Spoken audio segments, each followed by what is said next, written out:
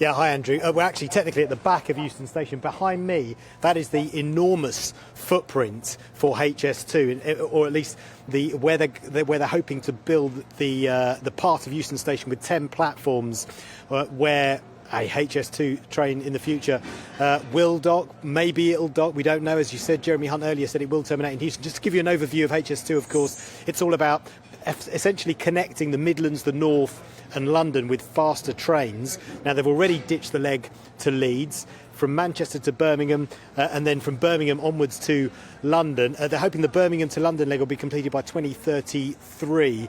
Now, The Sun reporting this morning that because of inflation, of course, they're going to need more money to make the costs work, to make the sums add up, and that because of that, maybe they'll end up terminating the route at Old Oak Common. That's a new station that's being built out towards the west of London, about 5 miles west of here, and they'll instead not run the trains all the way to Euston, which would be huge because the amount of disruption that has been caused to this area is enormous. We've been speaking to the people just to my left here, and they've talked about the amount of noise that you get, the disruption it's caused, that people have had to move away, etc. Behind me there used to be a hotel that was knocked down. So if the train wasn't to run all the way here, if HS2 wasn't to arrive in Euston, it would be a really big deal and would be really bad politically for the government's levelling up agenda. However, Jeremy Hunt has said today that it will run to Euston. This is what he had to say earlier.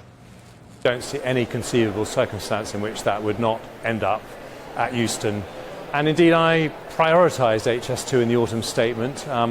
We have not got a good record in this country of delivering complex, expensive infrastructure quickly. But I'm incredibly proud that for the first time in this last decade under a Conservative government, we have shovels in the ground, we are building HS2 and we're going to make it happen. So for now, the Chancellor appears to be saying that HS2 will go ahead as planned, that it will terminate here at London Euston, but Labour are seeking more clarity from the government.